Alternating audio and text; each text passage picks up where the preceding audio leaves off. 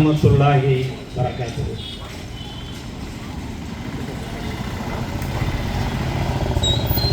December 6 Babur மசூதி இடிப்பை கண்டித்தும் சிறுபான்மை மக்களின் வழிபாட்டு தலங்களை பாதுகாக்க தவறிய மத்திய மாநில அரசுகளை வலியுறுத்தியும் மாபெரும் கண்டன ஆர்ப்பாட்டம். இந்த ஆர்ப்பாட்டத்தினுடைய தலைமை பொறுப்பை ஏற்றிருக்கக்கூடிய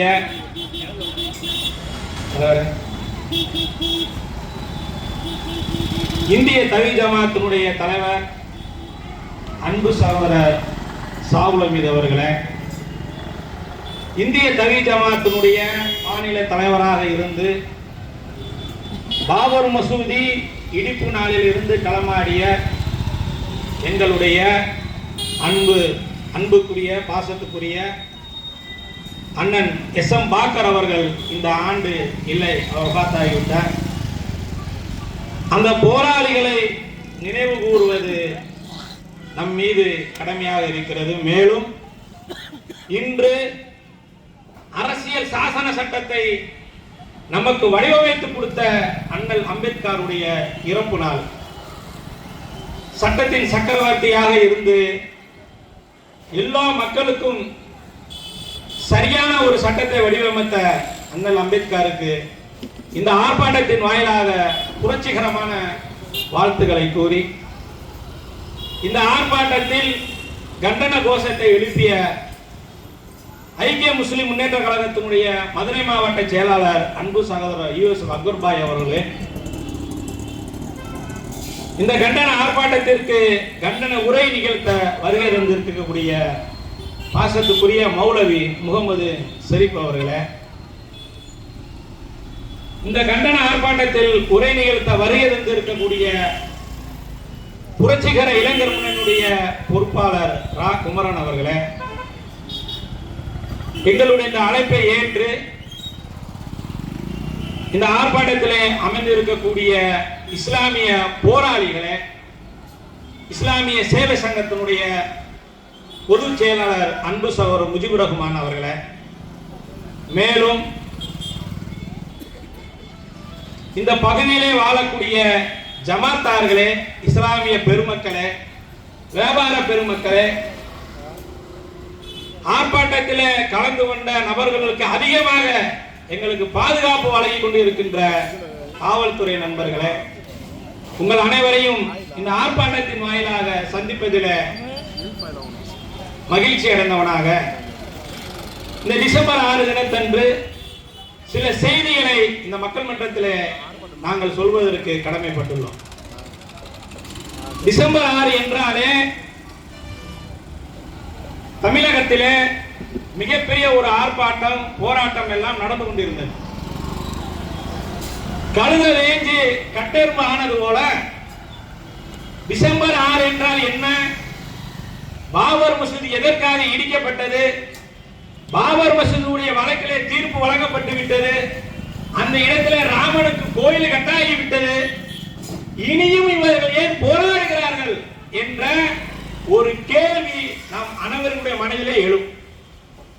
நீங்கள் நன்றாக விளங்க வேண்டும் அன்பு மக்களே, முஸ்லிம்களுக்காக பிரேத்தகமாக சொல்லக்கூடிய செய்தி, தன்னுடைய சொந்த வீடு, தன்னுடைய சொந்த நிலம், ஒரு ஜான் எவனாவது ஒருவன் அபகரித்து விட்டால் அதற்காக ஒரு முஸ்லிம் வாழடி வாழையாக போராடுகிறான் இந்த நாட்டிலே. நீ நல்லா வளைங்கிறனா, வாழடி வாழையாக வசியத்து செய்கிறான். இது நம்ம இடம், இதை நீங்க விட்டுறக்கூடாது, எப்போதுமே போராடி வரணும். சட்ட ரீதியாக அவனால் பெற முடியவில்லை என்றால் அவன் சம்பவம் செஞ்சு என்ன செஞ்சான், தன்னுடைய உரிமையை எடுத்துக் கொள்கிறான். ஆனால் இடிக்கப்பட்ட ஒரு இறை இல்லம், அது பாபர் மசூதி. 450 ஆண்டு காலம் அந்த மசூதி அங்க இருந்தது எல்லோருக்கும் தெரியும். அது இடிக்கப்பட்டது, யாருக்கும் தெரியாம போய் எவனும் இடிக்கல. கரசேவை என்ற பேர்ல கயவர்கள் அங்கே ஒன்று கூடுகிறார்கள், பக்தர்கள் ஒன்று கூடவில்லை. அன்பு மக்களே நன்றாக விளங்கிக் கொள்ள வேண்டும். பக்தர்கள் வேறு, பாசிஸ்டுகள் வேறு. இங்கே இந்த பகுதியில மாற்று மதத்தை சார்ந்த நண்பர்கள் இருப்பார்கள்.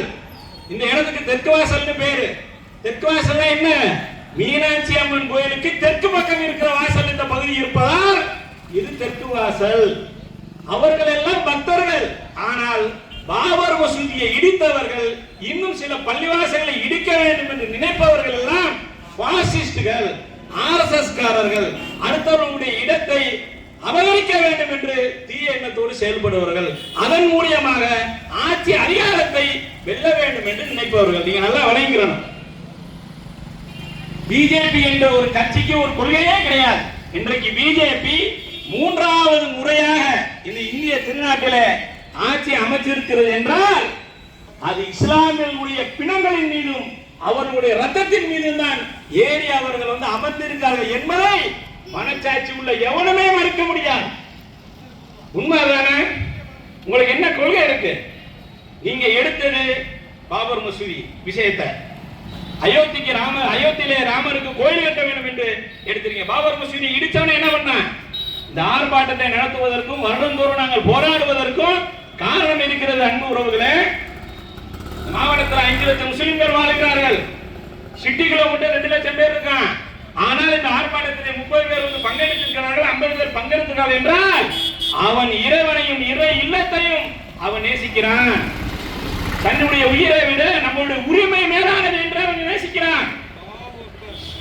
சும்மா சோத்த தண்ணி வீட்டில் தூங்கி எந்திரிக்கிற அன்பு உறவுகளே, இதெல்லாம் வழங்கிறோம்.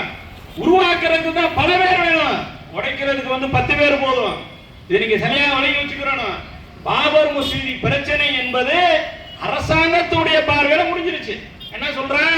49ல அநியாயமா போய் உள்ளுக்குள்ள சிலைய வச்சா, பள்ளிவாசல பூட்டுனா, 99ல பாபர் மசூதி இடிச்சா, 2010 அதிகார திமிர்ல கோஷம் போட்டாங்க. பாத்தீங்களா?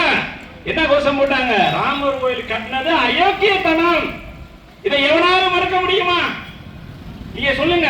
எல்லா பேரும் போல பூனைக்குட்டி வெளியில வந்த மாதிரி எல்லா பேரும் போல கொஞ்சம் கூட வெக்கம் இல்லாம ரோஷம் இல்லாம அந்த மசூதியை இடிச்சிருக்கிறோமே அப்படின்ற அந்த துடிப்பு இல்லாம எல்லா அயோக்கிய நாய்களும் அங்க போய் என்ன செய்யறான்? பிஜேபி போய் முதல் வரிசையில உட்கார்றான். அப்ப இவனை பூரா தெரிஞ்சுக்கலாம். சைடு இவன் பூரா மேப்படியான், இவன் பூரா சங்கி, இவன் பூரா ஆர்எஸ்எஸ், இவன் பூரா இஸ்லாத்துக்கும் இஸ்லாமியர்களுக்கும் எதிராக இருக்கிறவன் அப்படின்னு நம்ம விளங்கிட்டோம். அதை இறைவன் நம்மளுக்கு காமிச்சு கொடுக்குறான். அப்ப பள்ளியாசல் கட்டியாச்சு, ராமர் கோயில் வச்சாச்சு. அந்த ராமர் கோயில பிரச்சனை முடிஞ்சு போச்சு. யாரா சொன்னா முடிஞ்சு போச்சுன்னு?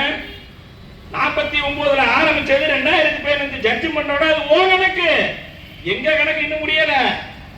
நீ 70 வருஷம் போராடி இருக்க, நாங்க 91ல இருந்து 32 வருஷம் தான் போராடி இருக்கோம். இன்னும் 3 ஆண்டுகள் போராடுவோம்.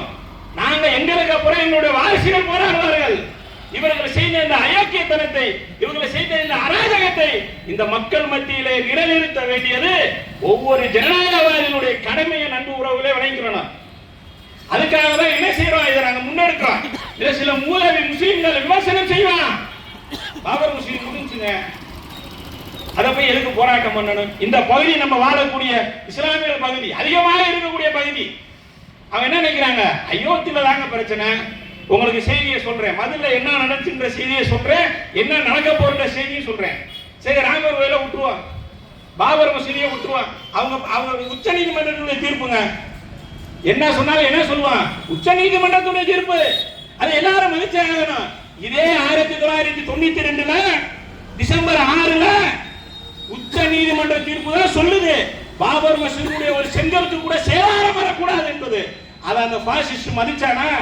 கால் செருப்புக்கு கூட அது சமமா மதிக்கவில்லை. அன்பு உறவுகளே, நாங்க மட்டும் மதிக்கிறேன். எங்களை பார்த்தா இந்திய இஸ்லாமியில பார்த்தா ஈச்சவை மாதிரி தெரியுதா? உச்ச நீதிமன்றத்துடைய தீர்ப்பு 2.8 ஏக்கரையுமே நாங்க என்ன செஞ்சுட்டோம்? ராமருக்கு கொடுத்துட்டோம். ஓகே, இதே உச்ச நீதிமன்றத்துடைய தீர்ப்பு பாபர் மசூதியினுடைய ஒரு செங்கலுக்கு கூட சேதாரம் வரக்கூடாது என்பது. அதை மதிச்சானா? 2 லட்சம் பேர் கூட 25,000 பேருக்கு மேல கூட முடியாது. நாங்க அந்த இடத்தை போய் பார்த்துருக்கோம். 25,000 பேருக்கு மேல கூட முடியாது. அந்த குரங்கு கூட்டம் பாபர் மசூதி இடிக்குது. அங்க காவலுக்கு இருந்த காவலர்களும் ராணுவ வீரர்களும் அவங்கள சுற்றுக்க வேணாமுங்க. இதே உச்ச நீதிமன்றத்துடைய ஆர்டர் தானே. வானத்தை நோக்கி சுற்றிருந்தாலே அந்த அயோக்கியர்கள் ஓடி இருப்பான், அந்த கோழைகள் ஓடி இருப்பான். ஆனா கை கட்டி வேடிக்கை பார்த்தான். காரணம் என்ன? அரசு. இன்னைக்கு ராணுவம் போலீஸ் எப்படி இருக்காங்க? அரசுனுடைய செயலை செய்யக்கூடியவர்களாக இருக்காங்க. கையை கட்டி போட்டிருக்காங்க. அதனால என்ன செய்யணும், நம்ம கண்ணுக்கு முன்னாடியே ஊரு பார்க்க, உலகம் பார்க்க, உலகத்தில் இருக்கிற அத்தனை தொலைக்காட்சிகளும் பார்க்க பாபர் மசூதி இடிக்கப்பட்டது. சரி பரவாயில்ல விட்டுருங்க, இடிச்சுட்டான். அதுக்கு தண்டனை கொடுக்கணுமா வேணாமா? கேளுங்க. இந்த மக்கள் மன்றத்தில் நியாயமா கேட்கிற படித்தவர்கள், பண்பாளர்கள், அரசியல்வாதிகள் எல்லாம் உயர்தரத்தில் இருக்கிற மக்கள் இங்க இருக்கீங்க. பாபர் மசூதியை இடிச்சவனுக்கு தண்டனை கொடுக்கணுமா வேணாமா? அந்த இடிச்சல குற்றம் சாட்டப்பட்ட எல்லா பேரையும் விடுதலை செய்யறாங்க. அண்ணல் அம்பேத்கருடைய அரசியல் சட்டம் இதுதான் சொல்லிச்சா? எங்கேயாவது ஒரு இடத்துல காமிங்க. சந்தேகத்தினுடைய பலனை நாங்கள் குற்றவாளிக்கு கொடுக்கிறோம்னு அம்பேத்கர் சொன்னாரா? சந்தேகத்தினுடைய பலனை அரசு எடுக்கணுமா, குற்றவாளிக்கு கொடுக்கணுமா? பாபர் மசூதி இடித்த வழக்கில் எல்லா பேரும் விடுதலை ஆகிறான். அத்வானி விடுதலை ஆகிறான், உமா பாரதி விடுதலை ஆகிறான், எல்லா பாசிஸ்ட் அயோக்கிய நாயகரும் விடுதலை ஆகிறான். அப்ப மசூதி எப்படிப்பா இடிச்சிச்சு? பூகம்பம் வந்து இடிச்சிருச்சா? என்ன சொல்ல வரீங்க? கிறுக்கன் ஆக்குறீங்களா? என்ன சொல்ல வரீங்க? அடிமைப்படுத்த நினைக்கிறீங்களா இஸ்லாமியர்களா? அது உங்களால முடியாது. என்ன விளைக்கிறோம்? சட்டத்தின் மூலியமாக, நீதித்துறை மூலியமாக, காவல்துறை மூலியமாக நீங்க இஸ்லாமியர்களை அடிமைப்படுத்த வேண்டும் என்று நினைத்தால் இங்கு மறுபடியும் ஒரு இஸ்லாமிய புரட்சி வெடிக்கும். நீங்க நல்லா விளைக்கிறோம். அப்ப எல்லா பேருமே விடுதலை. அப்ப க்ளோஸ் பண்ணு, அதுவும் போய் தொலையட்டும், போங்கடா. பாபர் மசூதியோட தொலைஞ்சு போகடான்னு சொல்லிட்டு இப்ப எங்க மக்கள் ஒதுங்கி இருக்காங்க. நாங்க தான் ஒரு 30 பேர் இருந்து பேசிட்டு இருக்கோம், போராடிட்டு இருக்கோம். எல்லா பேரும் ஹாயா வீட்டுல இருக்கான். பாபர் மசூதி முடிஞ்சு அவரை முடிச்சா? பாபர் மசூதி விழுந்து எழுந்த போது ஒரு பாசிஸ்ட் ஒரு கோஷம் வைக்கிறான். என்ன கோஷம் வைக்கிறான்? பாபர் மசூதி அமராகே, சரிங்களா, காசி மதுரா பாக்கிகே. என்ன சொல்றான் தெரியுதா உங்களுக்கு? பாபர் மசூதி நம்ம கையில வந்துருச்சு. இடிச்ச உடனே அவனுக்கு தெரியும் தீர்ப்பு இப்படிதான் வரப்போகுதுன்னு தெரியும். காசி மதுரா பாக்கிகே. காசி மதுரா பாக்கினா காசியில வந்து ஒரு பள்ளிவாசல் இருக்கு, அது பக்கத்துல சிவன் கோயில் இருக்கு. மதுரால ஒரு கிருஷ்ணன் கோயில் இருக்கு, அது பக்கத்துல ஒரு பள்ளிவாசல் இருக்கு. இந்த ரெண்டையும் இடிச்சு அவதார புருஷர்களாக இந்து மதத்திலே சொல்லக்கூடிய அவதார புருஷர்களுக்கு என்ன செய்யறோம்? நாங்க கோயில் கட்டுவோம். கோயில் கட்டுறது அவனுடைய நோக்கமா? இல்லை. ராமனுக்கும் சிவனுக்கும் கிருஷ்ணனுக்கும் கோயில் கட்டுவது இவனுடைய நோக்கம் அல்ல. இவனுடைய நோக்கம் ஆட்சி அதிகாரத்தை வென்றெடுக்க வேண்டும். அதுக்கு என்ன செய்யணும்? முஸ்லிம்களை முஸ்லிம் பள்ளிவாசலை பலியாக்கணும். அந்த 2 வேலையை பார்த்துட்டு இருக்கான். சரி, அதுதான் போட்டு அப்படின்னு விட்டோம்னு வச்சுக்கோங்க. பாபர் மசூதி எடுத்துக்கோங்க, காசி மதுரா எடுத்துக்கோங்க. உங்களுக்கு ராமர் கோயில பிச்சை போட்ட மாதிரி பாபர் என்ற ஒரு பேரரசன்,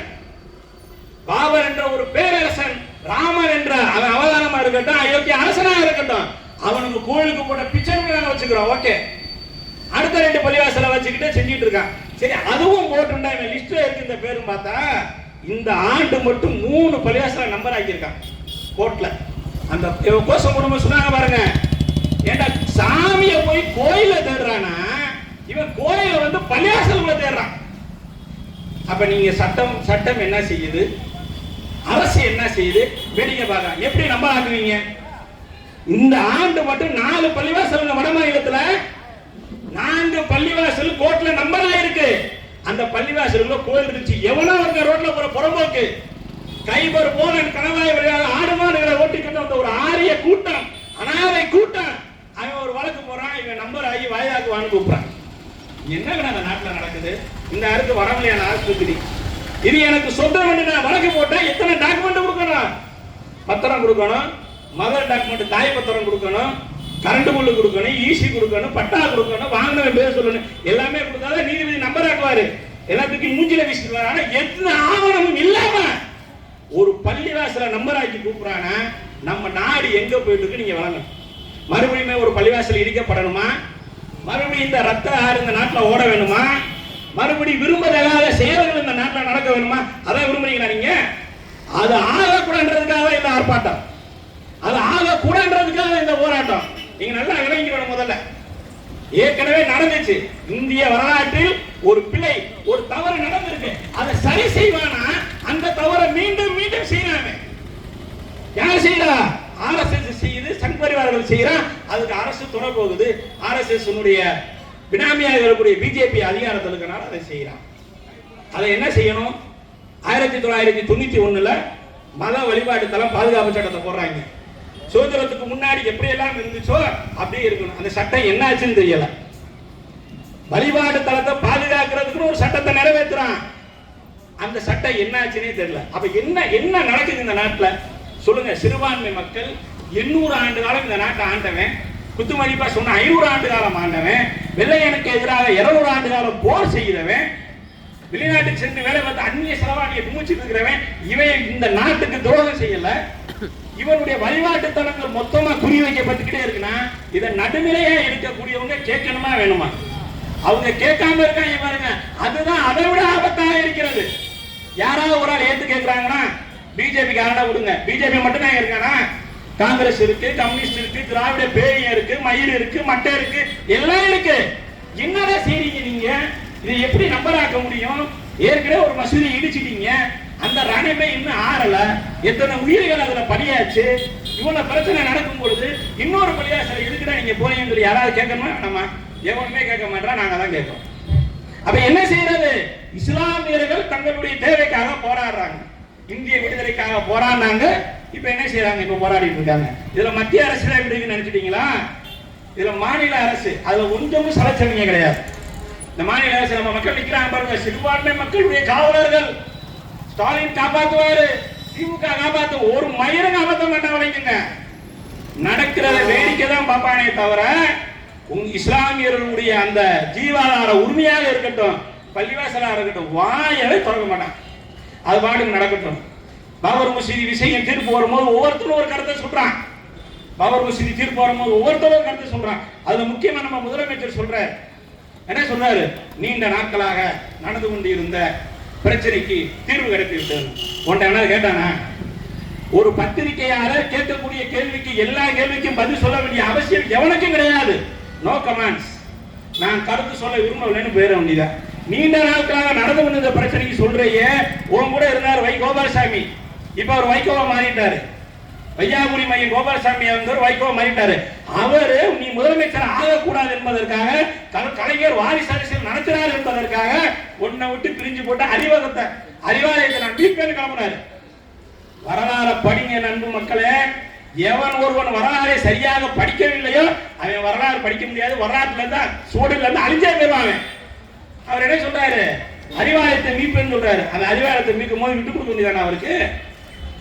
ஏங்க நீண்ட காலமா நடக்கிற பிரச்சனை, அறிவாலயத்தை நீங்க வச்சுக்கோங்கன்னு வேட்டியை மடிச்சுக்கிட்டு ரோட்ல இருந்து நின்றாங்க. அறிவாலயம் யாருக்கு சொந்தம்னே தெரியாது. அதுக்கு ஒரு பத்தர் இருக்கா, பட்டா இருக்கா, யாரு கொடுத்தது ஒண்ணுமே தெரியாது. அதுக்கப்புறம் ஒரு தாயகன்னு அறிவிச்சார். அப்ப என்ன செய்யணும்? நடுநிலையா இருக்கக்கூடியவன், நாட்டினுடைய உயர்ந்த பதவியில உயர்ந்த பொறுப்புல இருக்கக்கூடியவன் ஒருத்தர் தவறு செய்யும் போது தட்டி கேட்கணுமா வேணுமா? அதை தட்டி கேட்கறதுனாலதான் நாங்க ஆர்ப்பாட்டத்தின் வாயிலாக இந்த மாதிரி நம்ம பேச வேண்டிய சூழ்நிலைக்கு நம்ம தள்ளப்படுறோம். சரிங்களா? மதுரையில ஒரு செய்தி நீங்க நினைப்பீங்க, இந்த இஸ்லாமியர்களுக்கு சொல்ற இந்த செய்தியை. அயோத்தியில நடந்துச்சு, ஞானவாயில நடக்குது, காசியில நடக்குது, மதுரால நடக்குது. நம்மளுக்கு எந்த பிரச்சனையும் இல்லையே. நம்ம 200 பள்ளிவாசலை கட்டி வச்சிருக்கோம். வருஷம் என்ன செய்யறோம்? நோம்பு கஞ்சி காய்ச்சுறோம், நோம்பு கஞ்சி குடிக்கிறோம். அரசியல் கட்சி தலைவர் நம்ம நோம்புக்கு வர்றாங்க. சமூக நல்லிணக்க மாநாடு ஐக்கிய ஜமாத்து நடக்குது. அதனால நம்மளுக்கு எந்த பிரச்சனையும் நினைச்சிட்டு இருக்கீங்களா? மதுரையில 3 மாசத்துக்கு முன்னாடி நடந்த சம்பவத்தை சொல்றேன். உளவுத்துறை நண்பர்கள் வந்திருக்கீங்க, குறிச்சுக்கோங்க. குறிச்சுட்டு மேல் அதிகாரிக்கு அதை பதிவு பண்ணுங்க. ஒரு காவல்துறையை சேர்ந்த ஒரு நபர் போன் பண்றாரு, ஒரு பள்ளிவாசலுக்கு போன் பண்றாரு, சுங்கம்பள்ளி பள்ளிவாசலுக்கு போன் பண்றாரு. என்ன தெரியுமா சொல்றாரு? மீனாட்சி அம்மன் கோயிலுக்கு சொந்தமாக இருக்கக்கூடிய இடம் சுங்கம்பள்ளியில ஒரு 2 சென்ட் இருக்கு.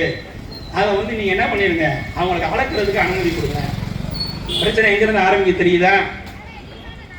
மீனாட்சி அம்மன் கோயில் இந்த பக்கம் இருக்கு, இந்த பக்கம் சுங்கம்பள்ளி வாசம் அங்க இருக்கு. உச்சந்தலைக்கு உள்ளங்காலுக்கு முடிச்சு போற மாதிரி மீனாட்சி அம்மன் கோயிலுக்கு சொந்தமான இடம் எப்படா சுங்கம்பள்ளிக்குள்ள இருக்கும்? சரி, அப்படியே அதை அளக்க போற இருந்தா எப்படி போகணும்? சட்டப்படி அவன் என்ன செய்யணும்? அந்த சார்பதிவாளர்கிட்ட கொண்டு போய் மனு கொடுத்து பேட்டா கட்டி அதை இடமா இருந்த ஆதாரத்தை காமிச்சு அப்படிதானே அளக்கணும். இவர் அதிகாரத்தை பயன்படுத்துறாரா? அதிகாரத்தை பயன்படுத்தி ரைட்டாவே போட்டு வாங்குறது, பரிசு பிடிச்சு பாக்குறது. மீனாட்சி அம்மன் கோயிலுக்கு சொந்தமான. அப்ப என்ன ஆகும்? அவங்க அனுமதிக்க முடியாதுன்றாங்க. அனுமதிக்க முடியாதுன்னு எங்களை மாதிரி அமைப்புவாதிகிட்ட சொல்லி கொஞ்சம் பிரஷர் ஆகுமே. இல்ல நாங்க கொஞ்சம் தனிப்பட்ட முறையில் தான் கேட்டாங்க. மீனாட்சி அம்மன் கோயிலை உயிராக நேசிக்கக்கூடிய இந்து மக்கள் வாழக்கூடிய பகுதி, இஸ்லாத்தையும் பள்ளிவாசல்களையும் உயிராக நேசிக்கக்கூடிய இஸ்லாமில் இருக்கக்கூடிய பகுதி. நீ இந்த வார்த்தையை சொல்லி ஒரு பிரச்சனை வருதுன்னு வச்சுக்கோங்க, யார் பொறுப்பேற்றுக்கலாம்? நல்ல வேலை நம்மளுக்கு ஃபோன் பண்ணல. நம்மளுக்கு ஃபோன் பண்ணி தான் என்ன பண்ணியிருப்பான், அழகா ரெக்கார்டிங் பண்ணி ஹைகோர்ட்லையாவது சுப்ரீம் கோர்ட்லையாவது கேஸ் போட்டு சமூக மக்களுக்கு மத்தியில் மத துவேஷத்தை தூண்டினார் இவர் அப்படின்னு சொல்லிட்டு என்ன செஞ்சிருப்போம், யூனிஃபார்ம் கழட்டி வீட்டில் உட்கார வச்சிருப்போம். அவங்க அதை செய்யலை, பெருந்தன்மை விட்டாங்க. ஏன் இதை சொல்கிறேன் என்றால், அதிகார துஷ்பிரயோகம் செய்யாதீர்கள். அது யாராக இருந்தாலும் சரி, அது விஓவா இருக்கட்டும், கலெக்டரா இருக்கட்டும், கான்ஸ்டபிளா இருக்கட்டும், கமிஷனரா இருக்கட்டும், யாராக இருக்கட்டும், கவுன்சிலரா இருக்கட்டும், மினிஸ்டரா இருக்கட்டும், யாராக இருக்கட்டும், சட்டம் என்பது எல்லோருக்கும் பொதுவானது.